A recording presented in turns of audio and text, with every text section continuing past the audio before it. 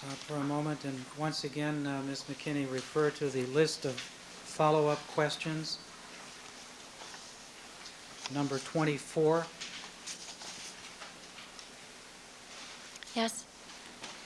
In follow-up question number 24, you referred Officer Ferman specifically to page 30 of the transcript Yes. and posed a question about meeting the guy who killed 2 police officers. Is that correct? Yes. Is that a reference to the information in this excerpt? Yes. Thank you. Do you have any idea who this person was? No. Do you have any belief that this was a real person to whom Detective Ferman was referring to? I don't know. Given your connection with UCLA, were you aware of any student who met that description? No, I was not aware of that.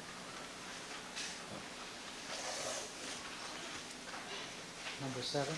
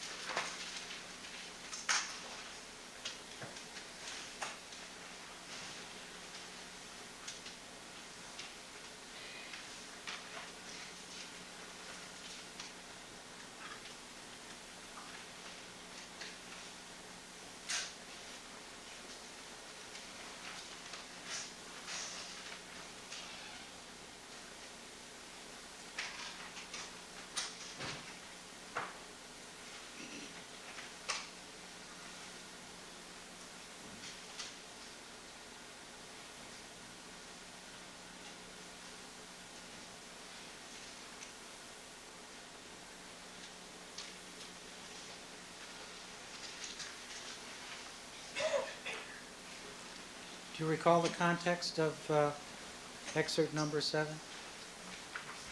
Yes. Was Officer Ferman describing an actual arrest in which he participated? Objection. Foundation. Rephrase the question. The excerpt starts out, so under what did you arrest him? Were you asking Officer Ferman about an arrest of a specific individual? I believe I was. I would have to see my transcript to be able to give an accurate assessment. But yes. Could you look at transcript number 1, pages 33 to 34? Or will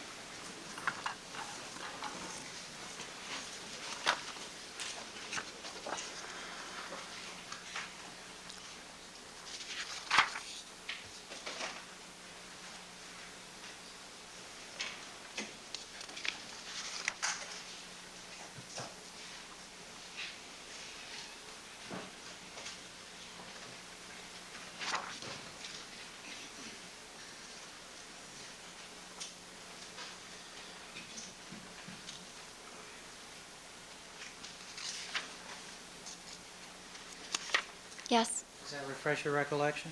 Yes. And was he describing an event in which he had participated? Yes. sustain? Could you describe the context in which he described this arrest? He was discussing a suspect that he had arrested. Do you know when or where this arrest had taken place? Overruled. The previous evening. Thank you. Number 8, please.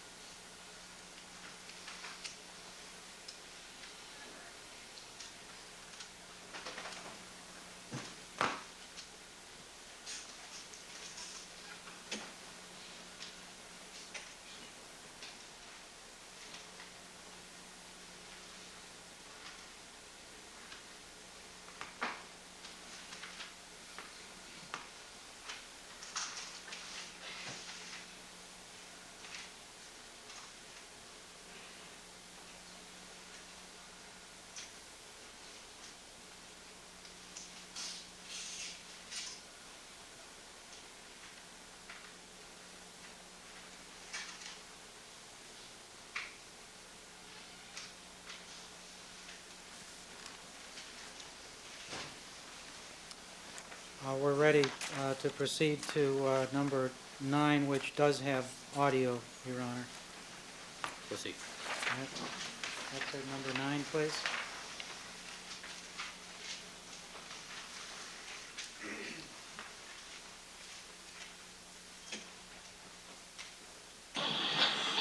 But I think there's a lot of credibility when you got a real heavy investigation.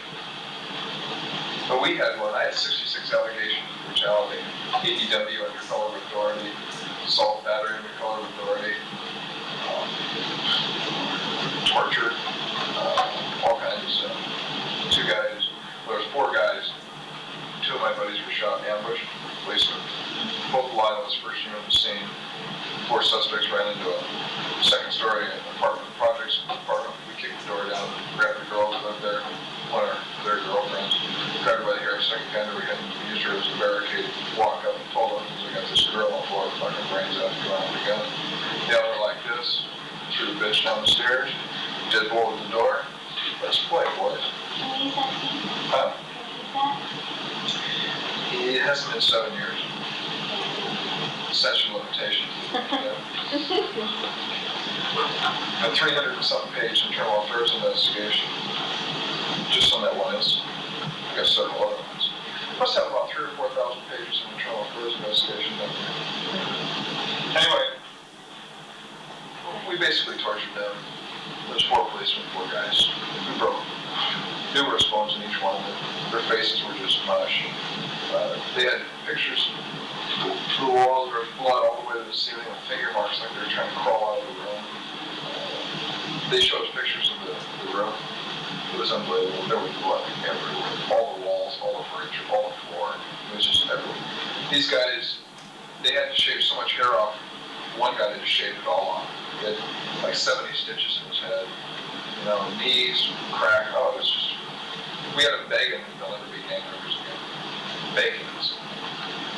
So there's 66 allegations. I had a demonstration out in front of Hollaback Station, chanting my name.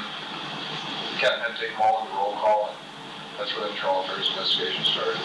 Lasted 18 months. I was on a photo lineup, suspect lineup. I was picked out. 12 people. That was pretty fun. I was the last one interviewed. The prime suspect's always the last one interviewed. They didn't get any of our unit, 38 guys. They didn't get one day. I didn't get one day. A custodian, the jailer at the sheriff's department, got 5 days because he beat one of the guys that they already ambushed at those people. Or something. Why? They all stuck together. Immediately after we beat those guys, we went downstairs. The garden hose in the back of the place. We washed our hands. We had blood all over our legs. Everything was dark blue uniform, you know. And in the dark, you can't see it, but you get the light. It looks like somebody took red paint on all over. We had to clean our badges off with water. With blood all over. Our face had blood on it. We had to clean all that. We checked each other. We went out. We were directing traffic. And the little chiefs and everything were coming down because the 2 officers were shot. Where are the suspects? I think some of these officers over here got him and they took him to the station. So now nobody knows really who arrested him. We handcuffed him, threw him down 2 flights of stairs, head first. You know, and that's how they came down. That's where a lot of the people saw. You know, look out, here comes one. How did you know you ungiven names? Oh my God, look out, he's falling. I mean, you don't shoot a policeman. I mean, that's all there is to it. But anyway, the point is, well, they know I did it. They know damn well I did it. There's nothing they can do about it, because most of those guys worked 77 together. We came into this gang unit, we were tight. I mean, we could have murdered people and got away with it. We were tight. We all knew what to say. We didn't have to call each other at home and say, okay, we all knew what to say. Yeah. But I mean, the point of it is it's not that you want to murder people, it's just Sure we you do. want to kill people. We'd love to. Not everybody, just run around and be murdering people just to murder people. Most real good policemen understand that. They would just love to take certain people and just take them in the alley, blow their brains out. Certain people, right? People that you think. All gang members for one. All gang members for one. All dope dealers for 2. Dope dealers for 2. Now, those are the two example pimps.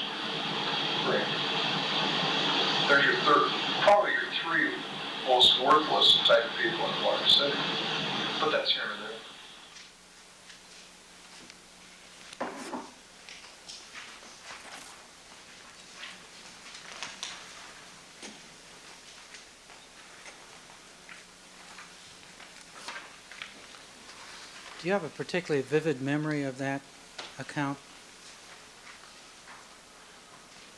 Of course. Why is that?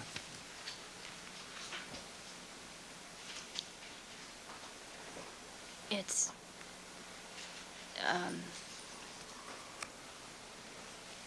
it's vividly described.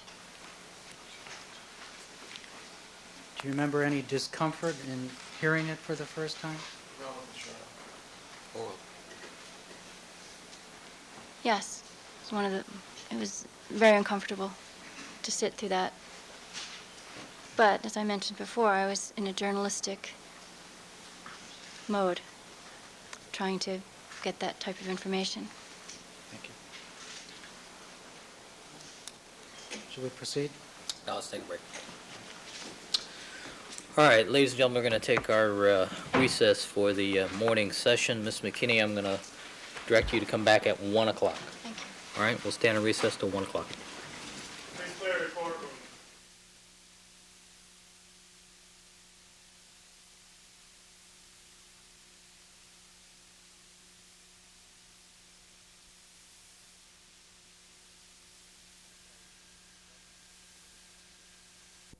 All parties are again present. Ms. McKinney is on the witness stand undergoing direct examination by Mr. Uelmen. All right, we had just completed, let's see, this was C9. Yes. All right, proceed. So we're up to number 10. Good afternoon, Ms. McKinney.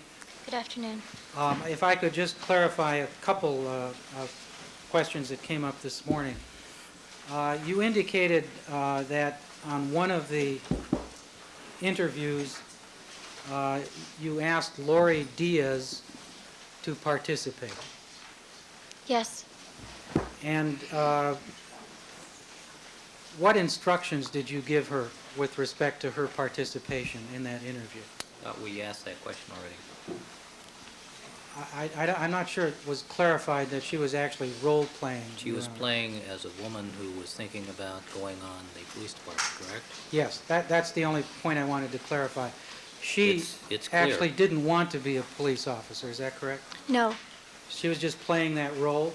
Yes.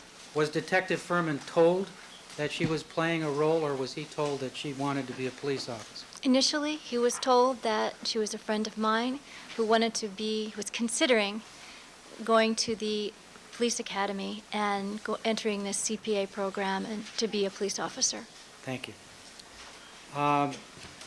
And you also indicated this morning that as the interviews progressed and you had less time available, the nature of the editing that you conducted was different with respect to the later transcripts than with respect to the first one. Yes. Could you describe what you mean by that in terms of how the editing process differed?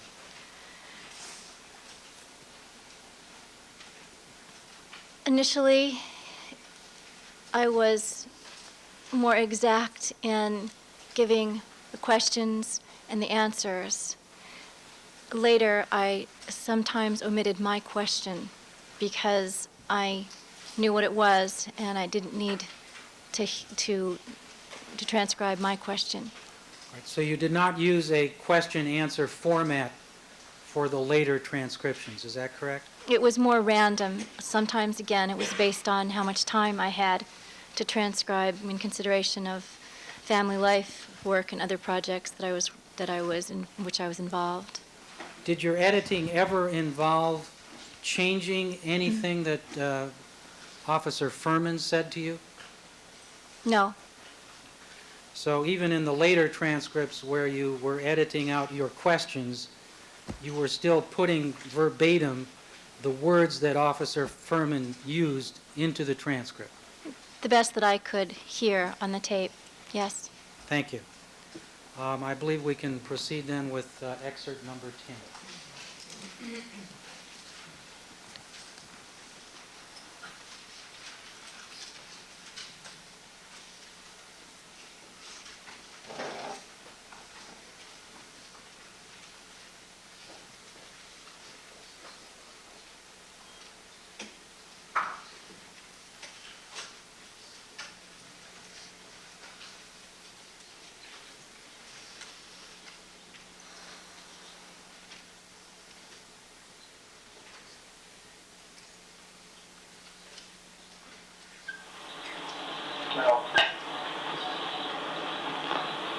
totally love being a policeman. I really did, didn't you? When I could be a policeman. It's like my partner now. He's so hung up with the rules and stuff. I get pissed sometimes. I go, you just don't even fucking understand. This job is not the rules. This is a feeling. Fuck the rules, we'll make them up later. Why doesn't it, I mean, that's so critical. He's a college graduate, going to college, Catholic college. He's going to be a fucking priest. He's got more morals than he's got hair on his head. And he doesn't know what to do about it. I need something more. He doesn't know how to be a policeman. And I can't lie. Oh, you make me fucking sick, guys. You know, you do what you have to do to put these fucking assholes in jail. If you don't, fucking get out of the fucking game. And he just wants to be one of the boys, but he doesn't want to play, you know, pay the dues. So how does he do that? He doesn't want. How are you responding? So is there something that, Well, I know for a fact that it's a Trump affairs investigation. He's going to take 10-day suspension. He'll roll. I know that. I'm sorry for something. Or drop a dime on him. Square him. Tell the truth. Because he won't take any time. Are you serious? Mm-hmm. Policeman. He's considered one of the good guys. You want 10 suspension off? He'll say. He said to me once, he goes, I got a wife and kids to think of. I says, fuck you. Don't tell me because you've got a wife and a kid. You're either my partner all the way or get the fuck out of this car. We die for each other, we live for each other. That's the way it is in the car. You lie for me, up to 6 months suspension. Don't ever get fired for me. Don't get indicted for me. But you'll take 6 months for me because I'll take it for you. And if you don't, get the fuck out of here. Why don't I? Shouldn't have to be said.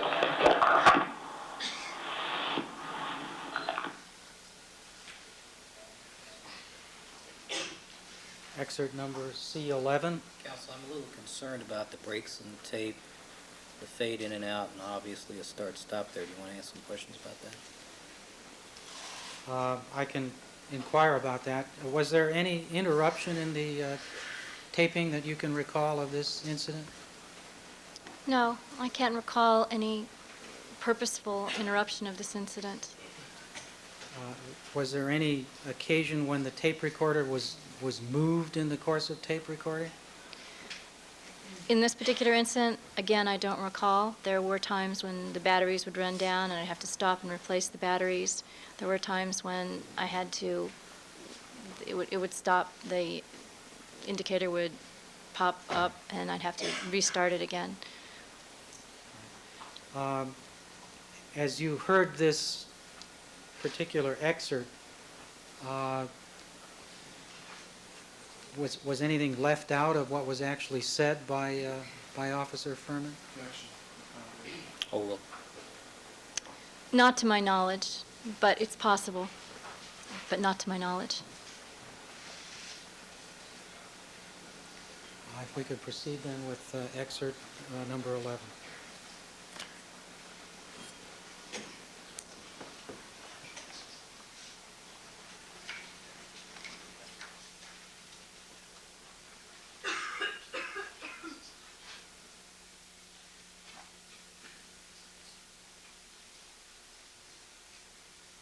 Just one further clarifying question.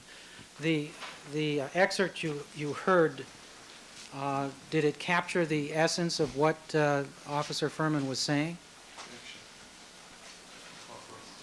oh, well. You can answer the question. Yes, we were discussing partner relationships. Thank you. Number 11. I still don't understand who promulgated it. There's a black coalition against police in the South End.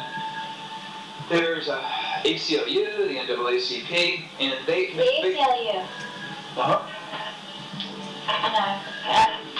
My editor let me something on my phone. There's an article on the note that I found that it's written.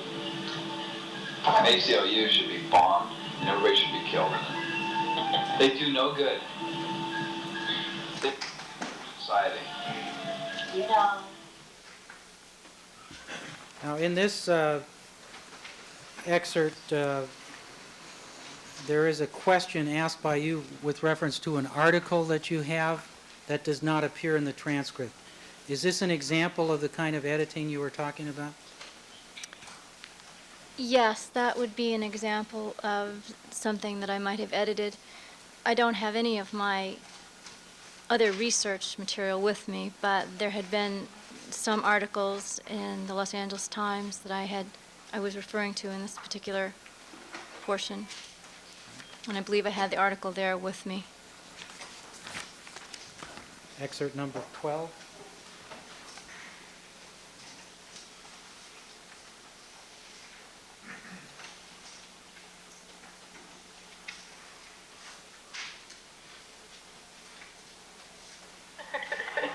He's the kind of guy, you get some jerk off, like from Mexico, like a skateboard, some gang. He stole a skateboard from some paddy kid. Can't really arrest him for anything. So. Well, I'm talking to this kid, Tom's putting the skateboard underneath the tire of the police car. Okay, let's go. What was that? Don't worry about it.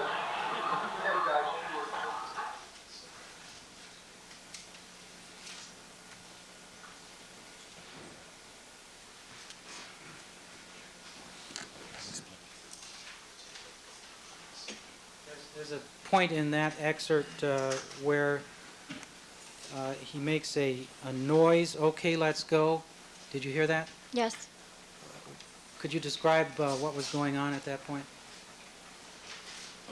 It was he was making the sound that the skateboard would make when it was ran over by the tire of the car.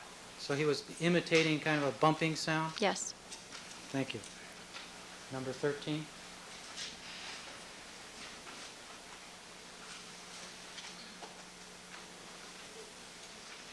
Constantly turn on driver's license, You do that, you probably got that from you. So he has his own style. So, well, your driver's license. You're a fucking jerk. Got it. I just stopped the driver's license, my car. If somebody stops or tears up the driver's license, what can that person do? They can just go on. Oh, theft. That? Stole something. Although it's not the person's property, it's property of the Department of Motor Vehicles. But you just can deny it, right? That's really your word against theirs? Well, I have no witnesses. He's my neighbor.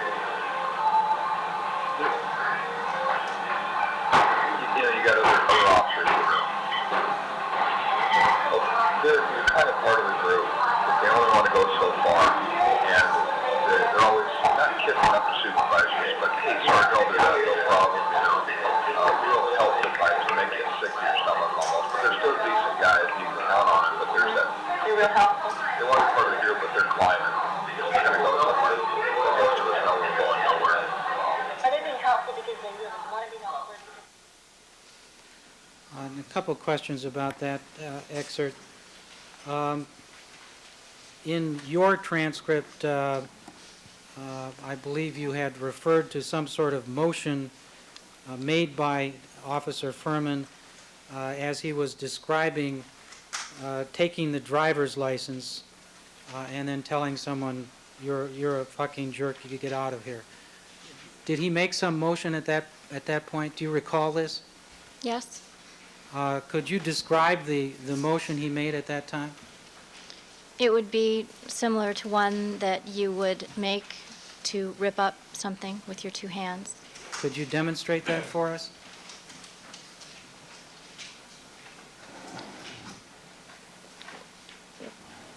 With your hands? I don't remember exactly how he did it, but it would be something along that line.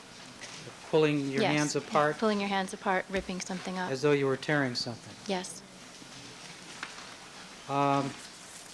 The transcript that we have on the video refers to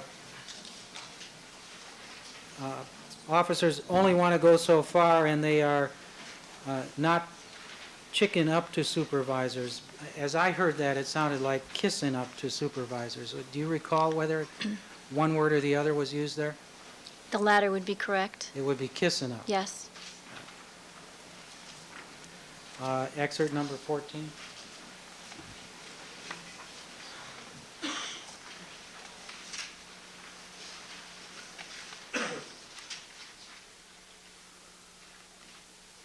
You can't, you know why? Emails are new. I've been in several cars in West LA where I'm the third or fourth car, and I end up handling the whole situation. You got a bunch of munchkins out in front with their guns. What are you doing? The call is on the other side of the house. You know, the guy broke in here, everybody's waiting where he went in. He'll go out the door, you know. I mean, it's ridiculous, you know, and they're sitting there.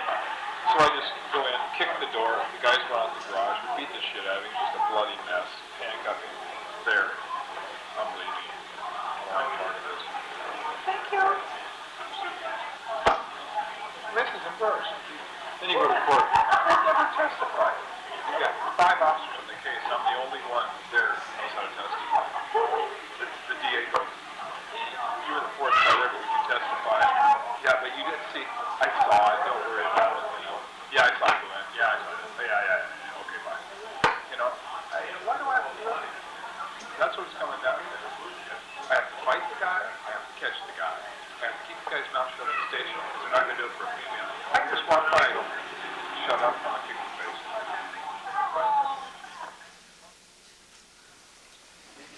In the middle of that excerpt, there was a high-pitched voice saying, "Thank you." Like, "Thank you?" Was that Officer Ferman speaking? Yes. What was he doing there?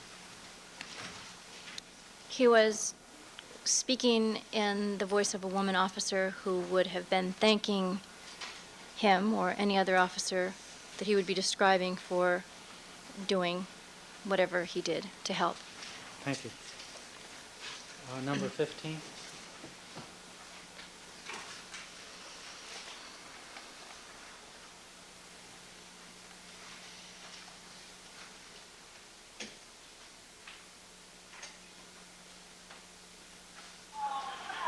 While I was working again, we used to take people, you know, we'd get a murder. We'd have a murder. Sometimes 2 or 3 murders. And you know which gang did it, but they weren't taught. So I could pick up 3 or 4 gang members, bring them to the station, take one in the basement, just beat the dog shit out of him, not even ask him a question, bring him up and sit him down. He's bleeding, faces are all popped up, got hurt. Next guy, take him downstairs. Okay, who shot him? Where else shot him? That's how you get information. What is this patty cake shit about psychology? Oh, we got to teach officers how to speak Spanish. No, this is America. We don't speak Spanish. No, I work Mexican. I don't know how to speak Spanish. Gee, how do they do that? Well, they speak Spanish. No comprende, slap upside the head. Well, they speak English. I'm an English teacher. Just like that. That's police work. And that's being able to pick out the people. That type of treatment is necessary.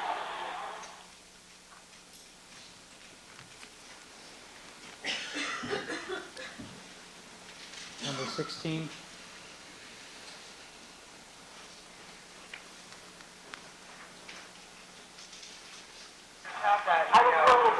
Well, you have to be a switch up. You have to be able to look at your area and look at how you talk to people, look at how you deal with things, and what you can and can't do even with the criminal. You can't go up in Bel Air, some guy give you a hard time in broad daylight and slap you. Damn it, I want to know what's going on, you know? You just don't do that. I mean, it's obvious. But, you know, you work down the south end, the block, metropolitan area. You work Skid Row, you use your stick more than your mouth. You know, I mean, you just, you go first, try to tell people to go here, go there. You just use your stick. Smack them. Don't move. They see no problem with that. They're where they're not supposed to be.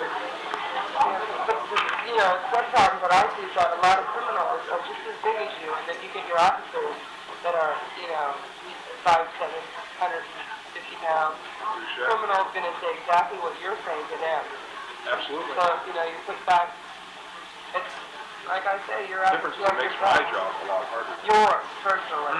Yours, personally. I think that you think it from the village last weekend.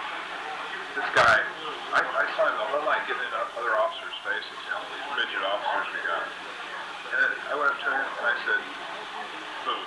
I'm clearing the street out, move. He said, no. I just, boom, stick right in the gut. Move.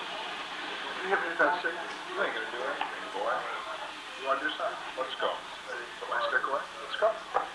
You know, his buddies said, let's go. Come on, you're the same side. You wanna go? Let's get down. Let's get down. And he backed up. He had to get jabbed in the ribs because he's been buffaloing so many policemen for so long. All of a sudden, he was in trouble.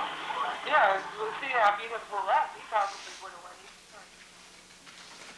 Now, the female voice on that excerpt is the voice of Lori Diaz. That's correct. So this was the interview you had arranged to have Ms. Diaz come in and role play. Yes. Number 17, please.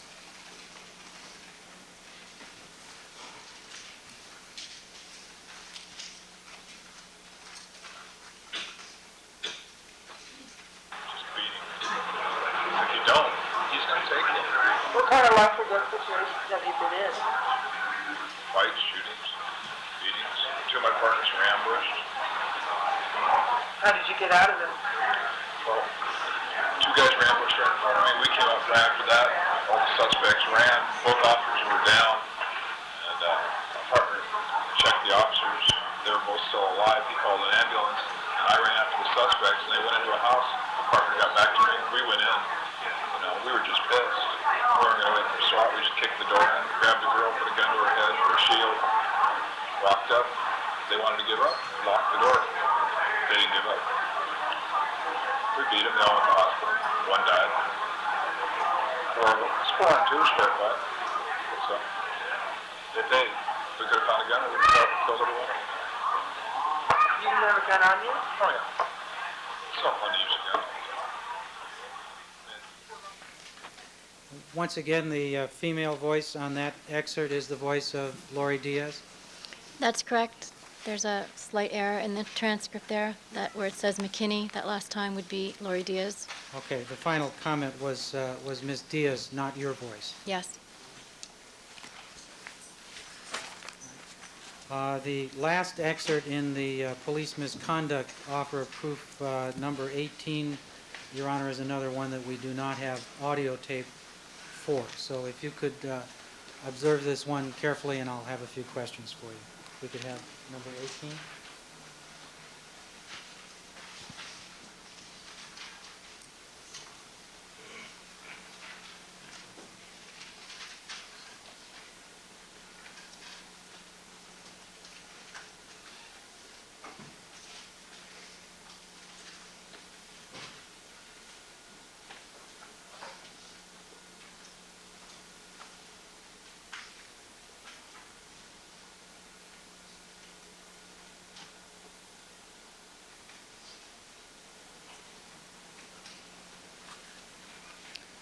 Do you recall those words being spoken by Officer Ferman?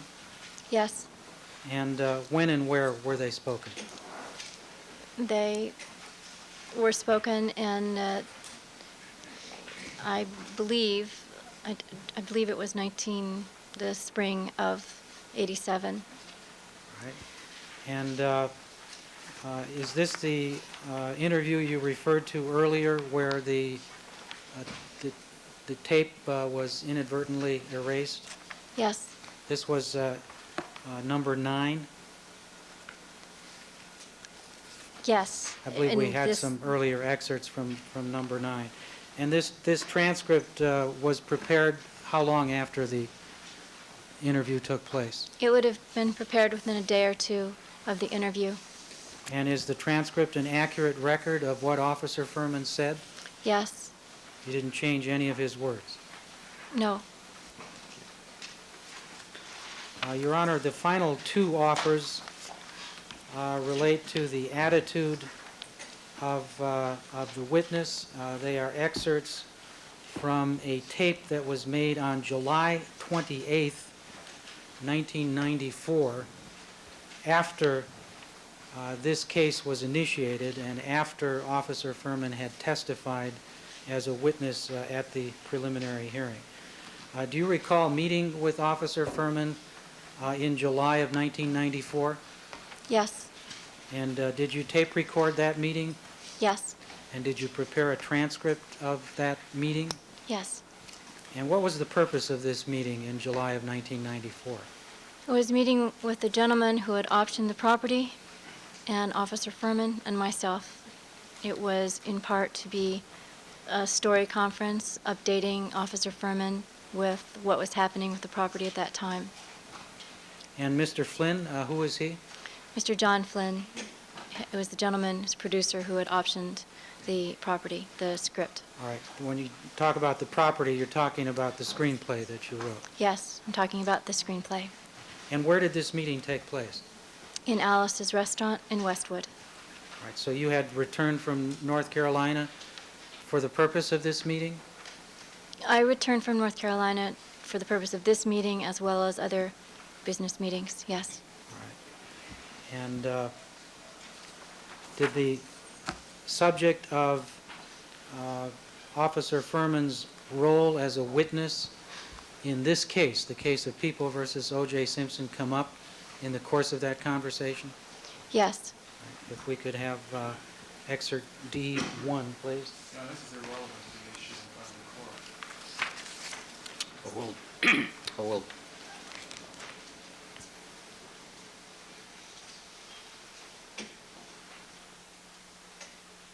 You're a bill. I'm the key witness in the biggest cases, and if I go down, they lose the case. Well, it's everything.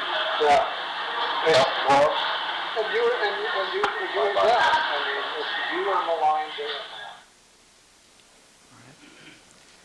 And if we could have excerpt number 2.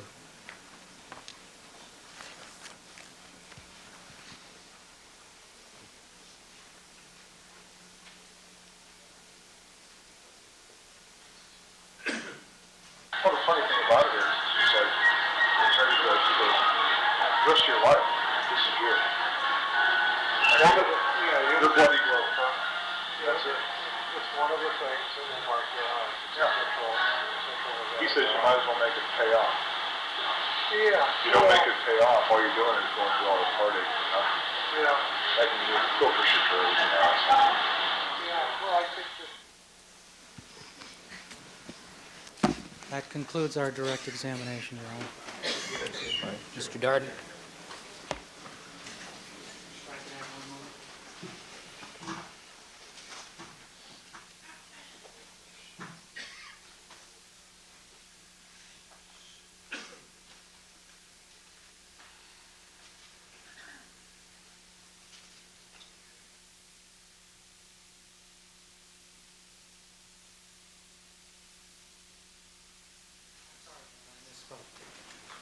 Just a couple more questions.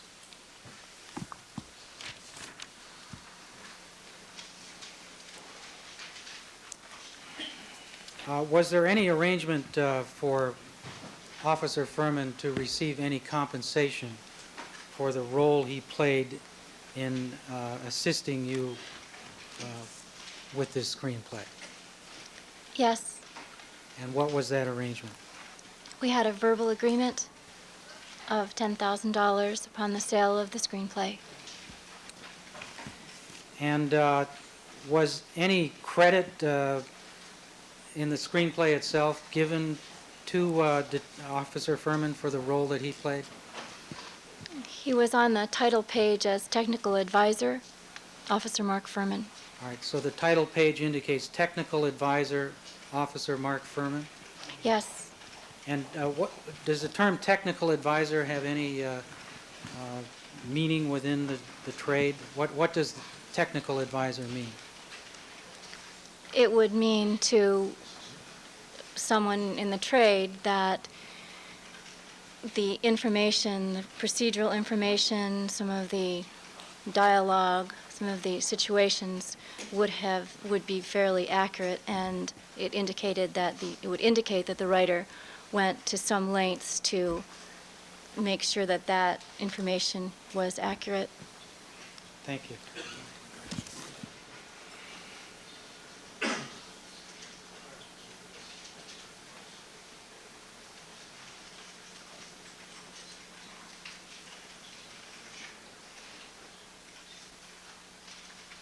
That concludes our discussion. Mr. Darden? Good afternoon, Ms. McKinney. Good afternoon, Mr. Darden. Doing okay? I'm all right. Me too. You had a financial arrangement with Mr. Ferman, is that right?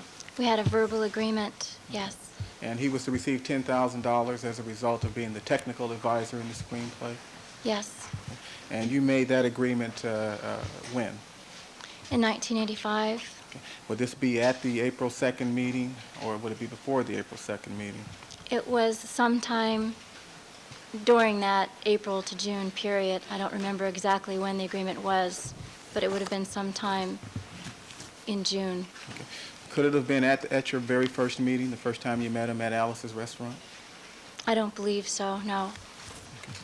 But when you met Mr. Ferman, you told him that you were doing a screenplay, right? Is that right? I told him that I wanted to do a screenplay about a particular situation. Okay. Yes. And did you tell him that it would be fictional? I told him that I wanted to do a fictional piece based on reality. Did you tell him that it would be about female police officers and their circumstances, the circumstances they confront as police officers in the LAPD? Did you tell him that? I told him that I wanted it to reflect how certain officers who were members of Men Against Women responded to certain women in LAPD and what those frustrations the men were facing were like and what the frustrations and obstacles the women were facing as a result of that were like. Did you make it clear to Mr. Ferman that the screenplay would be a fictional piece of work? I believe I already answered that question. Did you make it clear to Mr. Ferman that it would be a fictional piece of work? I made it clear to Mr. Ferman, who was Officer Ferman, that it would be a dramatic, fictional piece based on reality. Okay. Well, is everything contained in the screenplay? We'll strike that. You've written the screenplay, is that correct? Yes, I have. Is everything in the screenplay true? I don't know if everything is true in the screenplay. And that's because you have never done any fact-checking. That is, with the exception of reading LA Times articles as they relate to men against women. Is that correct? Or Could you repeat the question, please? The only fact-checking you've done, or did in preparation of your screenplay, was in reading LA Times articles as they relate to men against women? I would try to talk with other officers about Men Against Women and see if they would tell me anything so that I knew that it existed.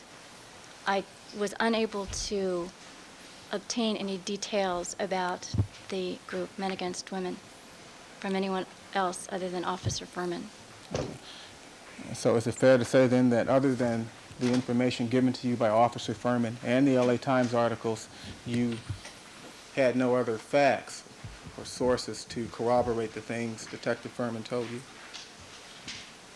As well as the other information that people had given me to let me know that it existed.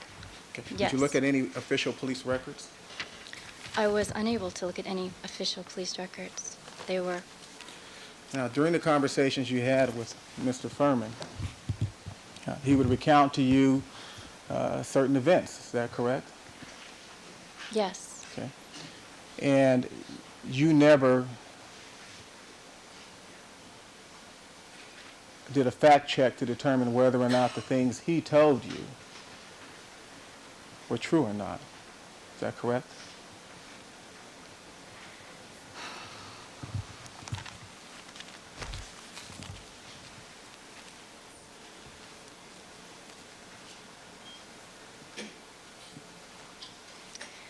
There were certain things that Officer Ferman discussed regarding women in the LAPD and the Academy, and some of the changes that had been made at the Academy due to the consent decree that had been signed in the early 80s that really mandated that more women be in the police departments. And so we had discussed some of the changes that were made at the academy. Okay. And May I yes. interrupt you for a moment? This is non-responsive.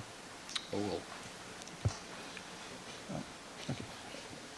May I ask another question? you may. Okay. Ms. McKinney, is it your impression that we are on opposing sides of an issue here? You and I? Yes. No. Okay, because we're not. Okay. But my question to you is simply this. We'll strike that. Do you recall the incident involving the 4 men in Hollenbeck area that according to Ferman, were beaten by himself and 3 other officers? Certainly. Okay. Did you ever look at any official police records to see whether or not that event actually occurred? No, I did not. Did you ever review any civil suits or the civil index to see whether or not any plaintiff filed a lawsuit alleging facts resembling the facts or the information Detective Ferman gave you? No.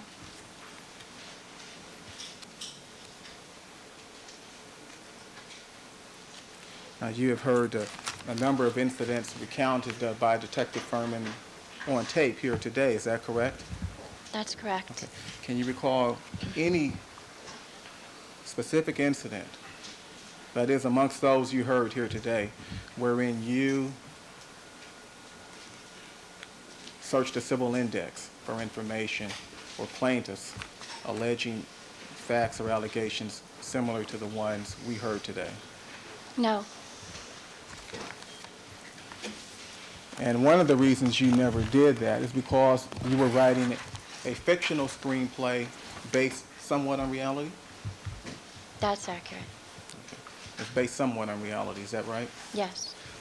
And some of the more realistic aspects of your screenplay was the procedures used by the LAPD, correct?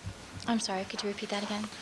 Some of the aspects of your screenplay that are factual as opposed to fictional include things like the procedures utilized by the LAPD. Yes, some of them are factual, as far as I would know.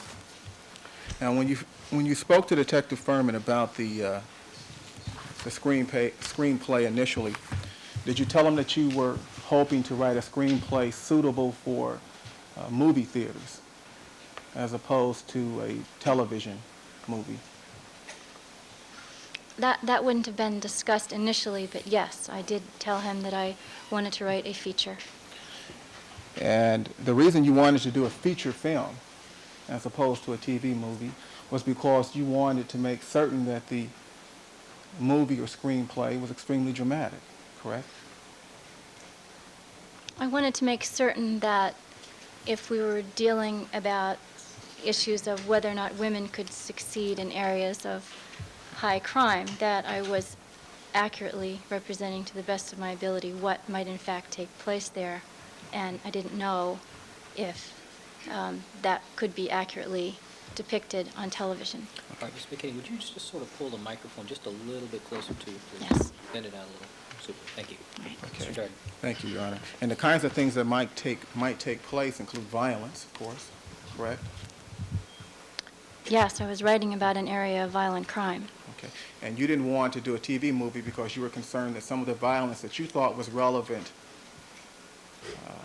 might be cut out of a television movie.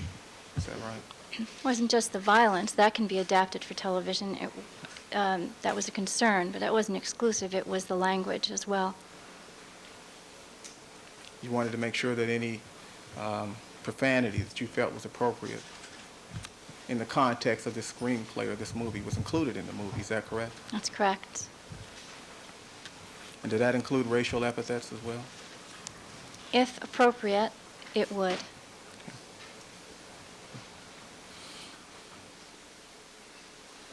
You assumed, or hoped rather, that the movie would be extremely violent. Is that right? No, I didn't want it to be extremely violent. I wanted it to reflect what kinds of issues and situations men and women who worked in an area of high crime late at night, what kinds of situations they might encounter. And were you concerned at all that if the movie was made into a TV movie that the issues and the language and the violence might be watered down? Yes. Now, and did you tell all of this to Mark Ferman? About your concerns about the issues and the language and the violence being watered down if it was made into a TV movie? Did you tell this to Mark Ferman? I don't think initially. That's something we might have discussed more at a much later date. Okay. But you would have told him this sometime in 1985, correct? No, not necessarily. Could have told him later when a gentleman who optioned it would be taking it to television. It wasn't something that I might have told him initially. Okay. And now we're speaking in terms of whether you might have told him or when you might have told him at this point. Is it fair to say that you don't recall when exactly you told him? That would be fair to say, yes. Okay.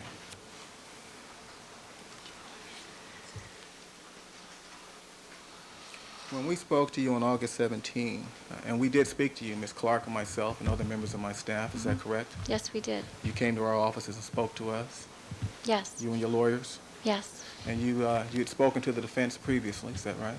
that's correct. Okay.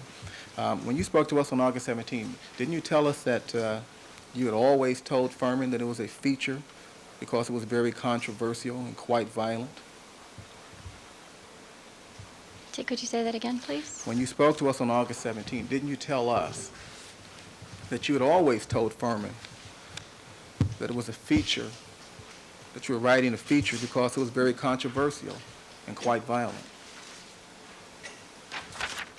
I think that was an understanding that it was a feature, that I wanted to write a feature, and that given the nature of the location of violent Division 77, that was the question is, can a woman officer succeed in a violent area of crime?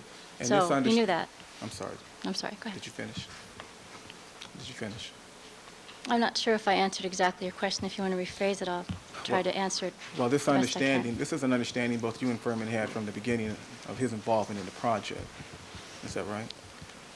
Could we go over the parts so I'm clear for you? One, that it would be a feature, and Two, it would be violent. it would be that the story would take place in an area of violent crime, which, as it might develop, I would certainly want to know what kinds of situations would occur with men and women.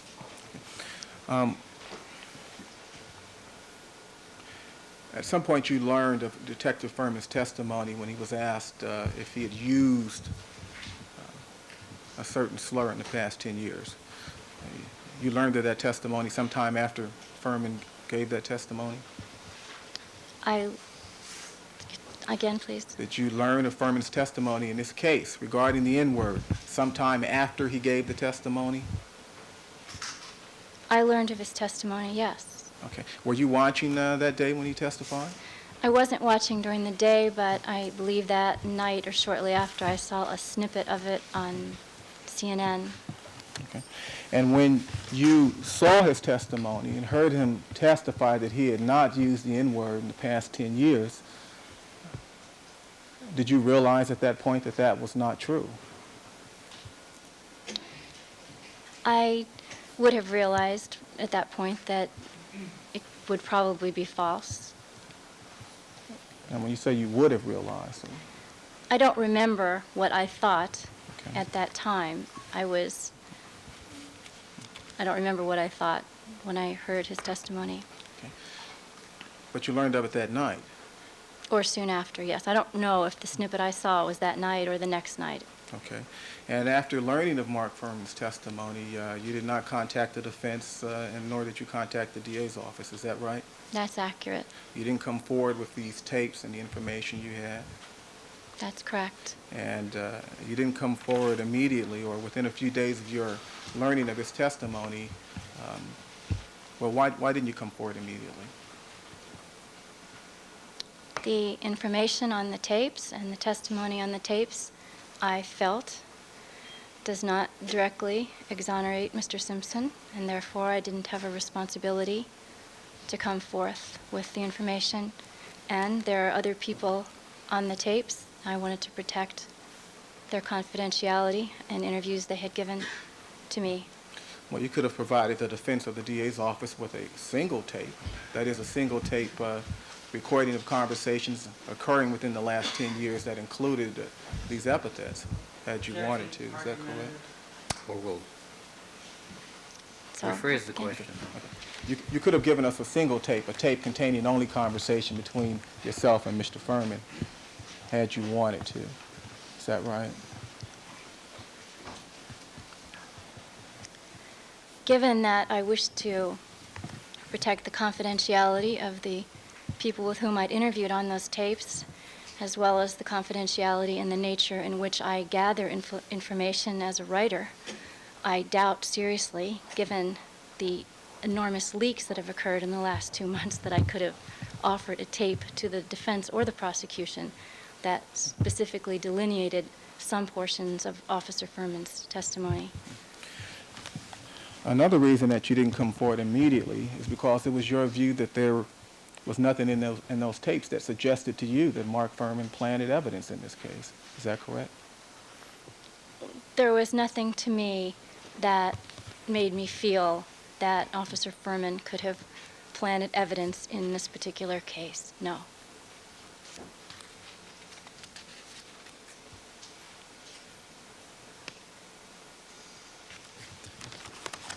At one point today, you testified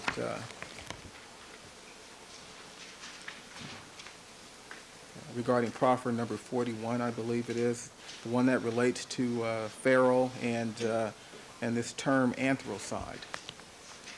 Do you recall that? Yes, I do. Okay. Now, during that conversation with Mr. Ferman, to put that in context, is it true that Mr. Ferman was telling you about a word that some other individual had created? I think so. Okay. Will it help you to look at page 16 again? Yes, it would.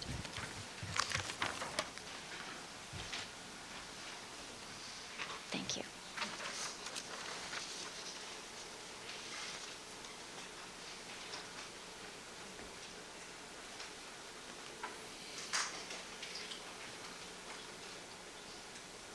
Okay, now can you re-ask the question? I can answer better. Thank you. So having looked at page 16, would you agree that to put that portion of the conversation in context, it was Detective Ferman telling you about a word that some other person had created?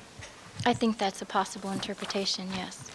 You think that's the appropriate interpretation? I don't know. I don't know if he came up with that or somebody else did. I don't know.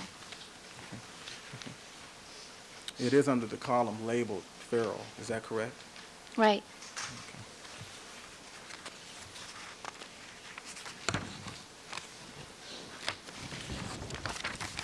Obviously, when you began to write this screenplay, you wrote it with the purpose of perhaps selling it someday. Is that correct? Yes. Okay. And the market for screenplays is a very, very competitive business, isn't it? Yes, it is. Okay.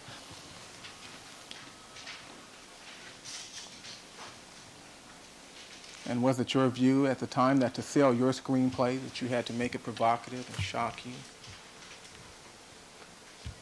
controversial? No, absolutely not. I think the issue itself is enormously controversial. What I was really trying to do was gather as much information as I could from different points of view to be able to dramatize the material in a cinematic fashion. Well, you wanted to make it extremely dramatic, I think you told us. Yes. Now, when you spoke to Ferman on April 2nd, 1985, did you already have in mind who the characters would be or might be in this screenplay? I'm sorry, could you give me the dates again? In 85, you said? Yes, April 2, 85. 285. In the initial meeting, did I have? I missed the Okay. very date of your Okay. question. Well, you met him at some point at Alice's restaurant. Yes. And then you met him again on April 2, 1985? Okay, so we're talking about April 2, 1985. And the question is? Okay. And by the way, that is the tape that is missing, correct? Yes. Okay.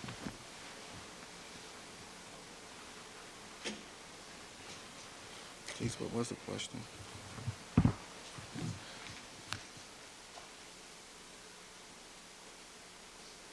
Whether or not the characters had been cast or formed at that time. Thank you, Your Honor.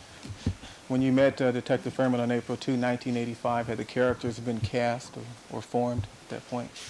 No, I only knew that I wanted the epitome of a woman officer to be transferred into an area of high crime and have to be partnered with an officer who is a member of Men Against Women. You asked Detective Ferman to help you develop those characters, some of the characters, is that correct? Yes, You asked him to help you develop some of the characters in this fictional screenplay based somewhat on fact. I made it clear that I wanted him to give me ideas and some of his points of view so that I could develop the characters, and in that sense, he was very helpful in helping to develop the characters, yes. Okay. And so you would give Detective Ferman certain scenarios or situations, and you would ask him how a police officer might respond to those situations. Is that correct? That's correct. Okay. And you would ask him these questions in the context of a police officer whom you envisioned as being an officer who did not like having a female partner. Correct. And you asked him these questions in the context of a police officer who was very difficult to get along with. Is that correct? Those would have been some of the questions. They weren't all of the questions. Okay. And you would ask him these questions in the context of a police officer who might not always play by the rules? Well, that was an element that seemed to present itself as the interviews progressed. I didn't know that initially.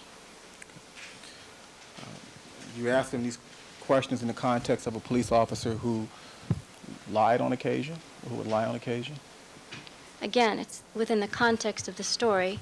The men who were involved, some of the men who were involved in Men Against Women, routinely stonewalled women, embarrassed them, and humiliated them by keeping them out of their group. And within that context, there was a certain amount of lying that went on. I was interested in that. And Detective Ferman was interested in helping you? Yes, he was very supportive. Okay. Could you have written the screenplay that you eventually produced without the help of Detective Ferman? I could have written the screenplay, yes. I did an enormous amount of research on the screenplay, interviewed many officers from LAPD and Los Angeles Academy. However, I would have not have had the same, there's a good chance that I would not have had some of the point of view of Officer Ferman and some of the scenarios that have been recently revealed in the news were given to me by him, and I included a couple of them in the script. I abridged them significantly, but it's unlikely that I would have gotten that information regarding Men Against Women.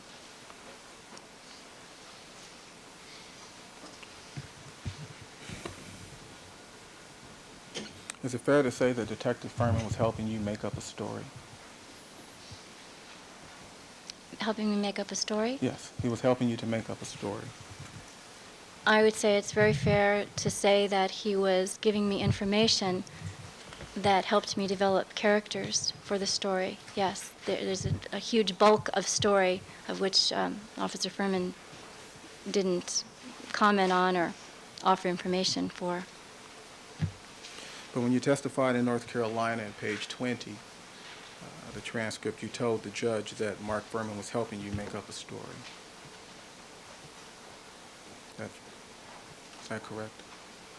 I thought I answered that he was helping make up giving me certain points of view that then helped me make up characters. And in that light, he certainly was helping. Okay. Thought he gave it. That's page 20 on my transcript.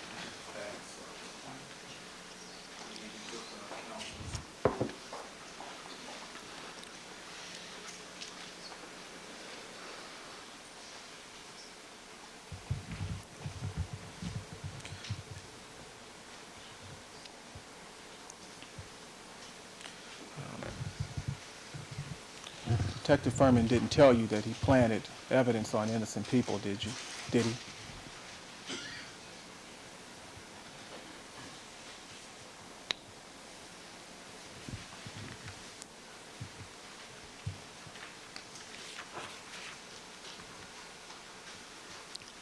I would have to find that in my transcripts. I don't recall a particular incident right now where Detective Ferman said he planted evidence on innocent people. You don't recall a particular incident? No.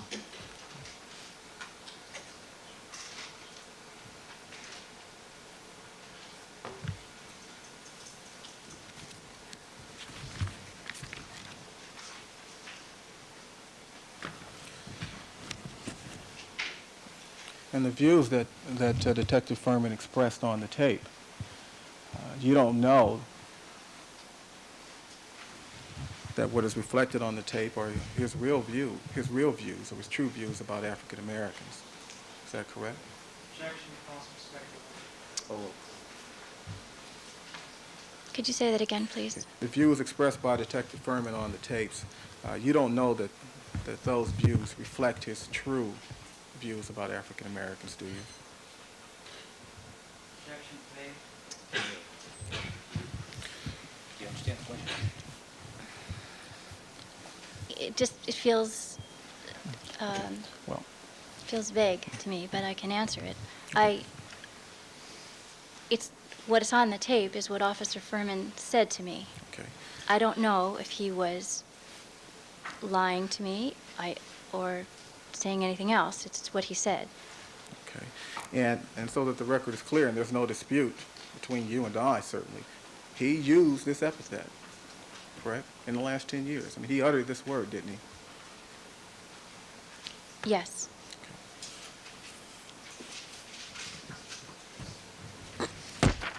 Now, to go back to the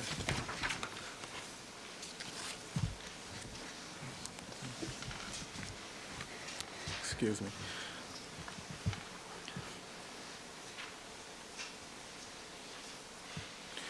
The screenplay that you wrote was not a biography of Detective Ferman's life, was it? No, it was not.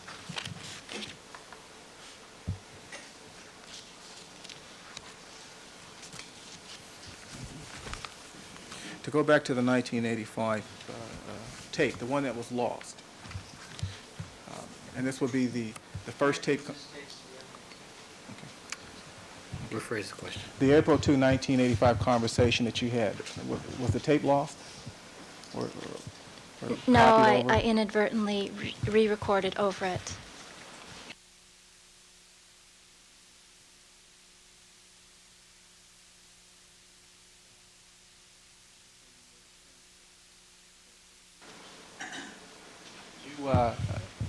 You say you made a transcript of that tape? Is that right? Of the April 2nd taped interview? Yes. Yes, I did. Now, you didn't begin the tape initially or immediately upon seeing Detective Ferman on April 2, is that correct? No. Okay. You met him, you spoke to him for a while, and then you turned the tape on, is that right? Yes. There was conversation that you had with Detective Ferman that is not on the tape, is that correct? That would be correct. Okay.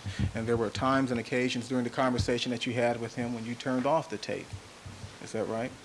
Yes, or at the end of the discussion. Okay, so you might discuss a particular topic or have a certain discussion and turn the tape on and then turn it off at the end of that discussion? It's possible, especially if I was trying to protect. I only had a couple tapes with me and I was concerned about time. Yes. Okay, and so when you say it's possible, what you're intending to convey to us is that you're not sure when and if and at what times you may have turned the tape on or off during that April 2, 1985 conversation. Is that correct? I don't recall. Okay. And when you transcribed the tape, the April 2 tape, you didn't transcribe each and every word contained on that tape. Is that correct? Well, for the initial tapes, I was very judicious about transcribing my questions and Officer Ferman's responses because it was a new topic, and I wanted to try to understand and catch his cadences, specific situations, procedure, elements that would give me fodder and information upon which to develop this screenplay. Okay. And so if there was other information on the tape, information that you didn't feel helped to develop the screenplay, you didn't transcribe that information? Initially, I would have transcribed the first interviews. Okay. And when Yes. I'm sorry. When you say that initially you would have transcribed those portions of those interviews, you are assuming, correct, that you did that or would have done that? I am assuming, yes. Okay.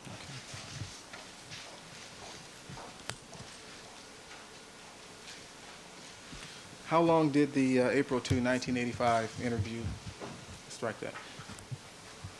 How long did you and Detective Ferman talk, speak to each other on April 2, 1985?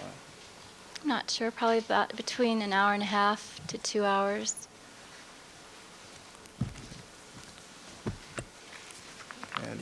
And you're not sure, actually, just how long that conversation lasted, are you? No, I'm not.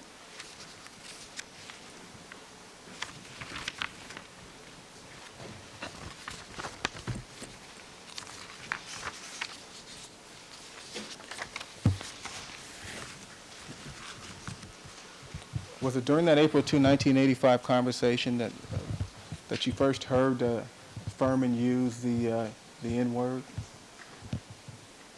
I believe so, yes. And when you heard him use that word,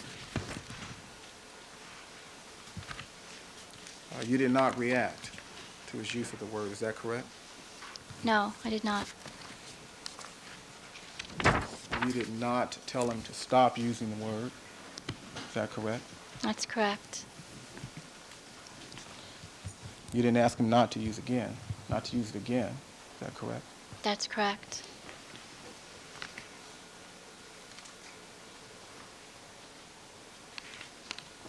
And why is that?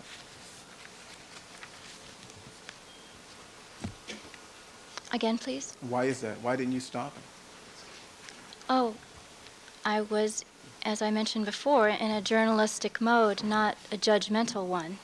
And I wanted to hear what he had to say and encourage him to feel that he could speak comfortably and use whatever words he felt appropriate.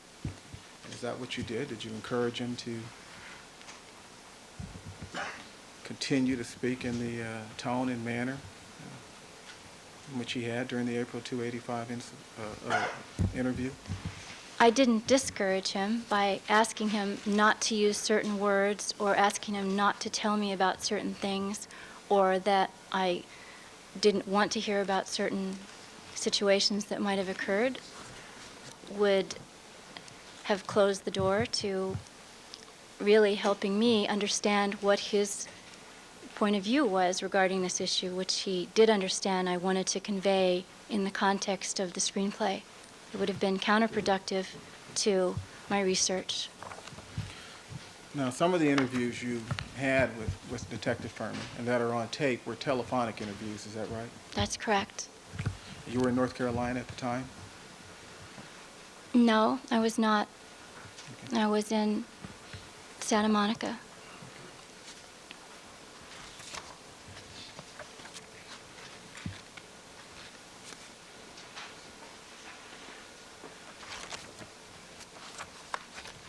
And you also told us this morning that at some point you sent Ferman's transcripts of your interviews with him.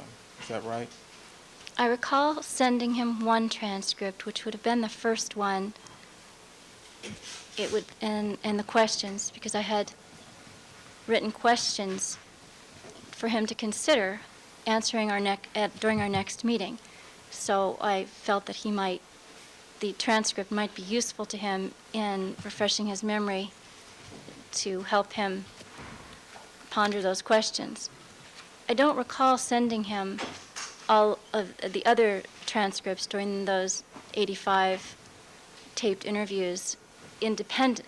I don't recall sending him the transcripts independently.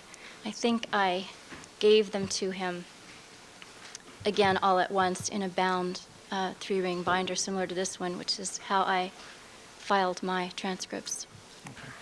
You say you think you gave those to him? Oh, I know I gave them to him, but I don't remember exactly when, whether it was in June or early June, late June. I just don't remember if I sent him by mail any more than the first transcript. I gave the others to him bound in a 3-ring binder. Do you know whether or not he read those transcripts? I have no idea. You never sent him the tapes. No. Have you ever given him a copy of the tapes? No. You never gave him a copy of the tapes before he testified at trial on this matter? I'm sorry. You didn't give him a copy of the tapes prior to his testimony in this trial? No.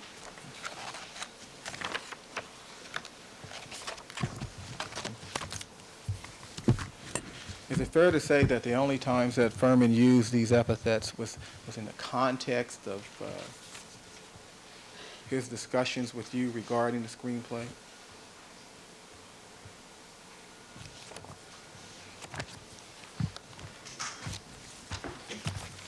Could you rephrase that, please?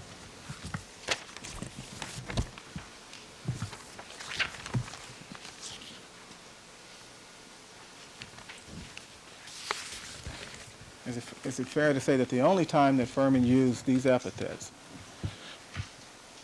was during the conversations he had with you and in the context of your discussion of the screenplay?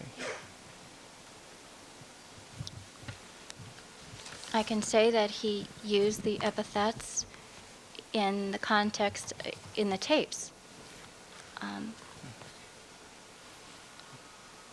That it's, I don't, and the taped interviews and the transcripts, I don't, that is accurate. I don't know what else to say about that. Sorry. Well, you met with Ferman during July of 1994, is that right? That's correct. July 28th, was it? Yes. And you mentioned the name of a producer who was also present at the time? Yes. And who was that? That was Mr. John Flynn. Okay. And you and Mr. Flynn had a conversation with Ferman regarding the glove issue, correct?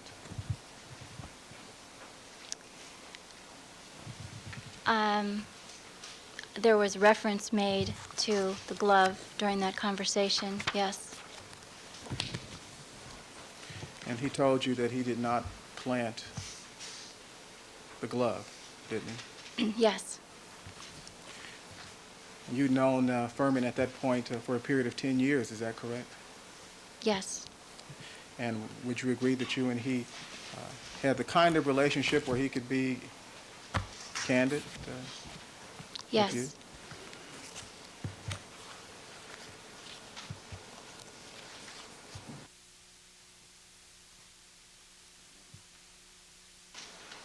One moment, Your Honor.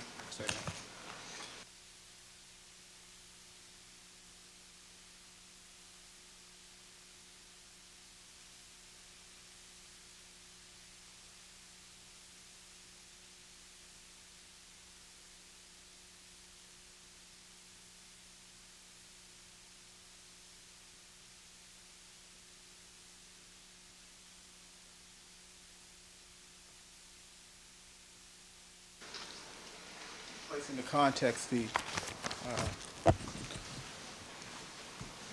portion of the July 28 conversation that we've heard here today. That is that portion of the conversation where Detective Ferman spoke of Mr. Shapiro.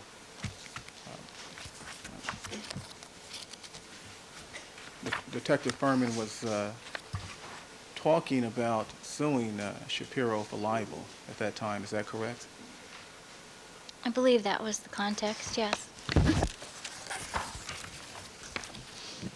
Detective Ferman claimed he had been libeled and slandered when Mr. Shapiro alleged that he, Detective Ferman, had planted the glove in this case. Is that right? I actually don't know why Detective Ferman was libeled. I know that we discussed that, but I don't know what that issue was between Mr. Shapiro and Officer Ferman. During that conversation, Mr. Ferman told you that on the night of June, or during the early morning hours of June 13, that he was just doing his job. Is that correct? Yes. He said that he was doing his job like he did in every other investigation that he handled. Is that correct? Yes.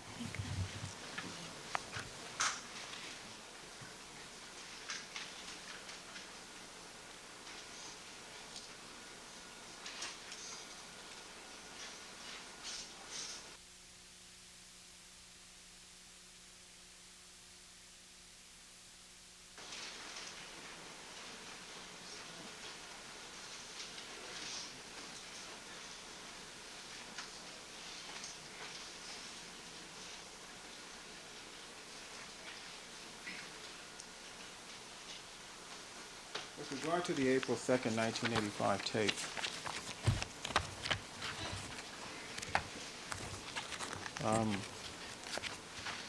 throughout your testimony this morning, as they related to that particular tape, you had to refer repeatedly to your outline. Is that right? To my transcript? Yeah, to your transcript. Yes.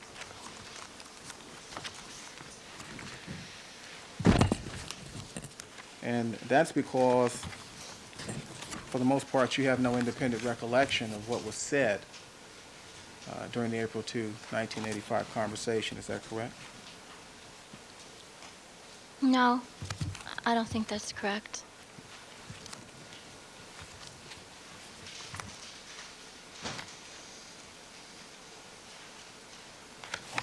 If I can have one moment, Your Honor.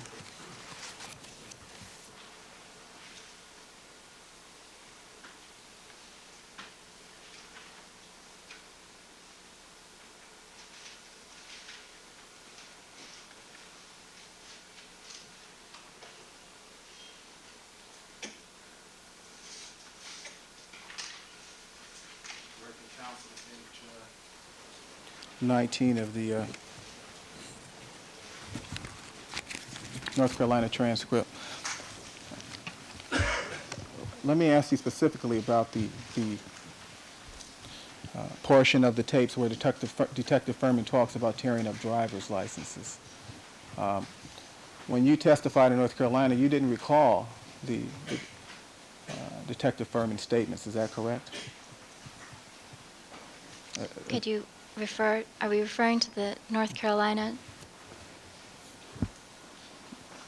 Yes. hearing testimony? Yes. Could you repeat it then again, please? Okay. Well, do you recall being asked this question and given this answer at lines 12 through 17, page 19? And to put that in context, Mr. Cochran here handed you a copy of your outline to refresh your recollection. Do you recall that? I don't know where we are. I'm sorry, I don't know where we are in North Carolina. I don't know where we are here. So if you, if we could. During your testimony in North Carolina, Yes. there was an occasion where you were asked questions by Mr. Cochran about allegations that Detective Ferman had torn up driver's licenses. Do you recall that? I don't recall, but if it's on Well, my testimony, I'm sure I did. well, would it refresh your Was asked. recollection if I gave you the transcript to take a look at? Do you have this, Jerry? Yes, it would. Thanks a lot. Let me show you page 19, lines 12 through 17. Right, Ms. McKinney, why don't you take your time and read it to yourself? Thank you. See if that refreshes your recollection as to your testimony back in North Carolina.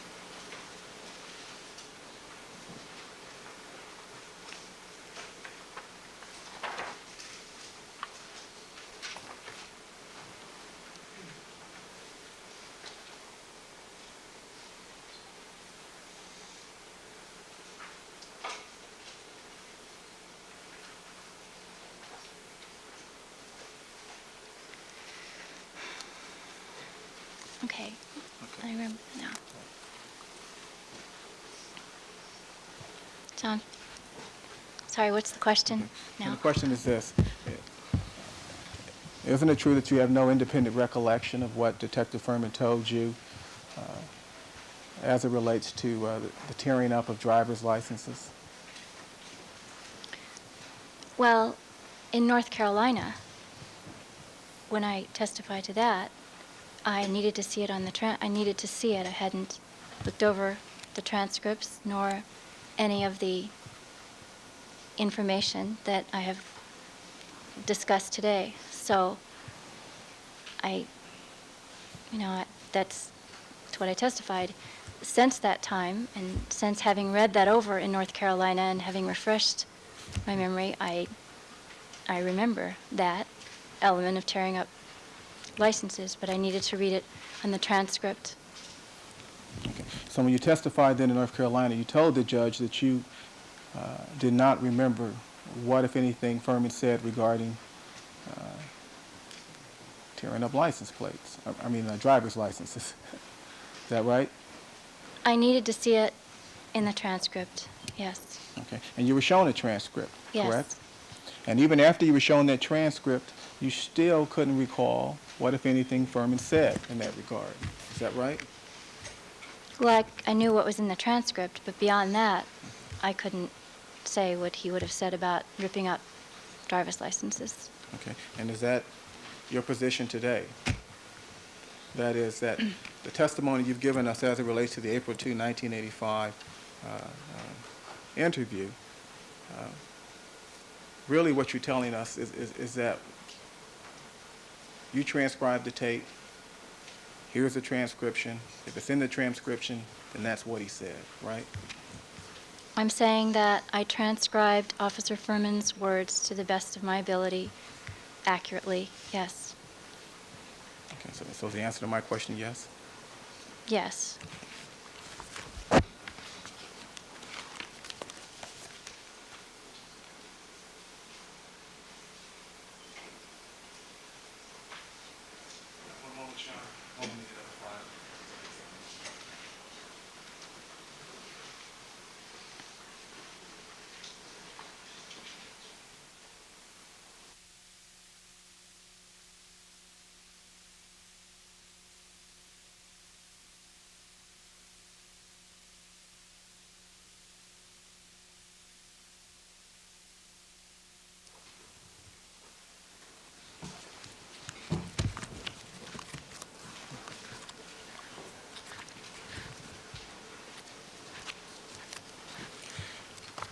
To go back to the issue we just discussed, Ms. McKinney, is it fair to say that with regard to your recall, your specific recall of what was said during the April 2, 1985 interview, is it fair to say that you have no independent recollection of what was said, but that you only know what was said because it is on the transcript?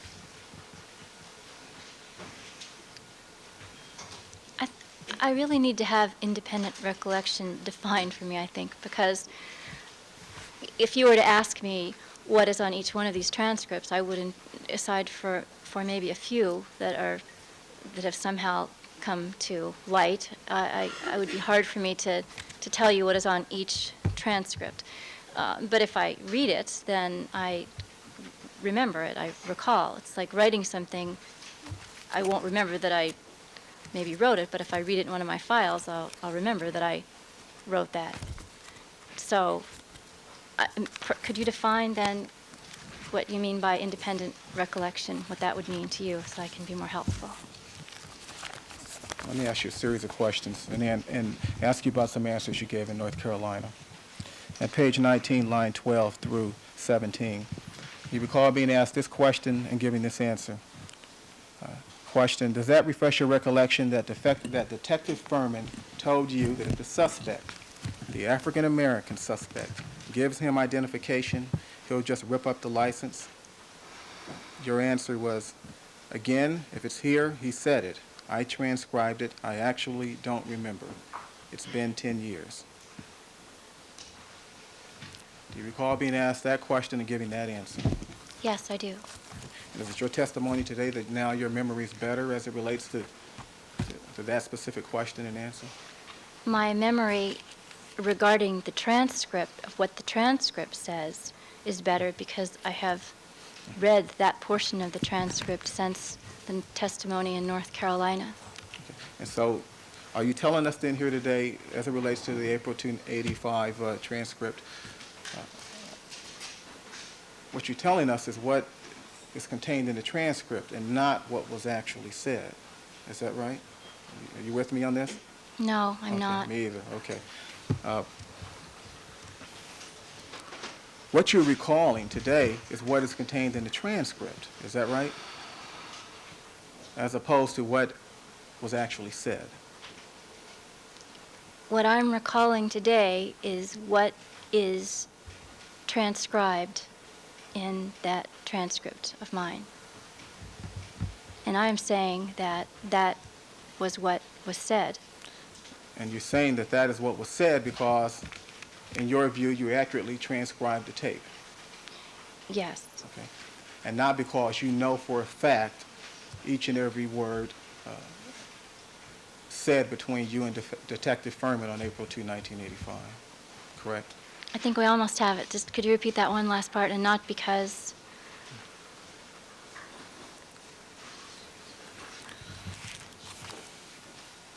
Are you testifying today that you have an independent recollection of what is contained in the transcript as opposed to having an independent recollection of what was said between you and Detective Ferman?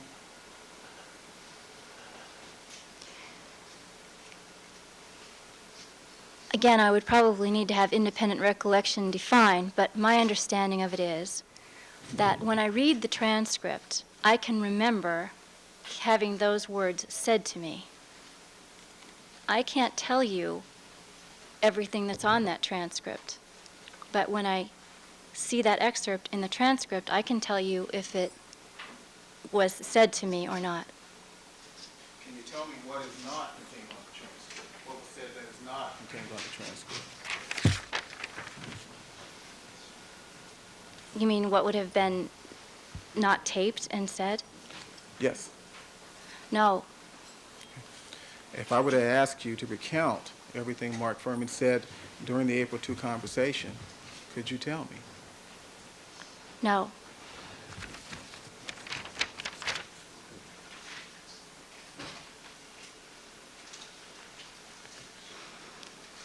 Can you tell us each and everything that was said before and after each of the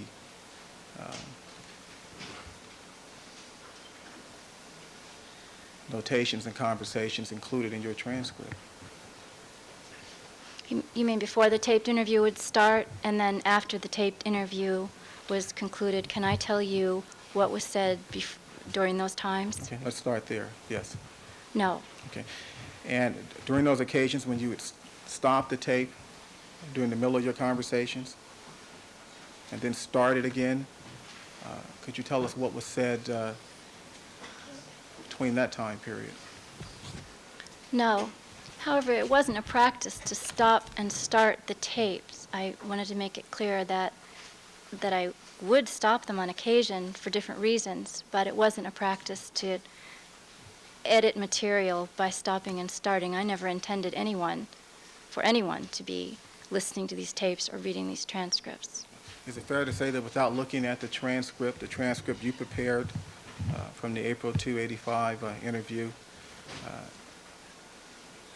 well, let me put it this way. Unless you look at that transcript, you can't tell us what was said. Is that right? I think we've asked this question now about 8 different ways. Okay. All right, thank you.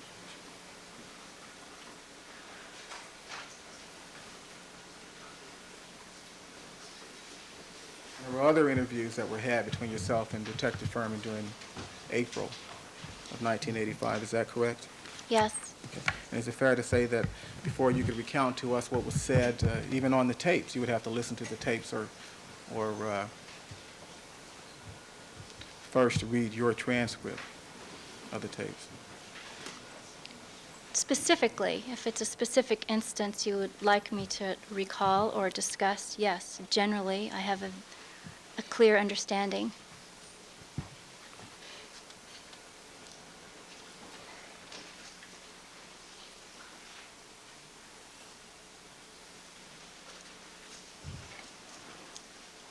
take a break in a couple minutes. Thank you. We'll take a break in a couple minutes. Why don't we take one now, Your Honor? It might hurry things along if we took a break right now. All right, we'll take a 15-minute recess. Mrs. McKinney, you may step down and come back in 15, please. Thank you.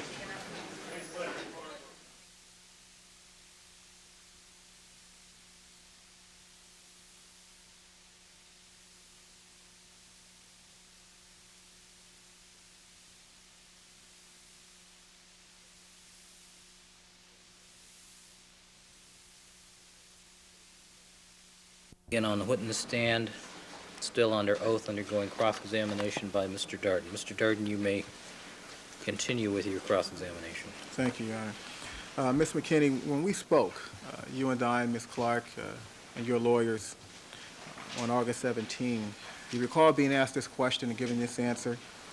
Question, and you transcribed the first tape just the same as you transcribed any other tape, right? And your answer was yes. You recall being asked that question and giving that answer? Yes, I do. Oh, I'm sorry. Ms. McKinney, would you pull the microphone sorry. closer, please? And that was true, is that correct? And that was true, is that correct?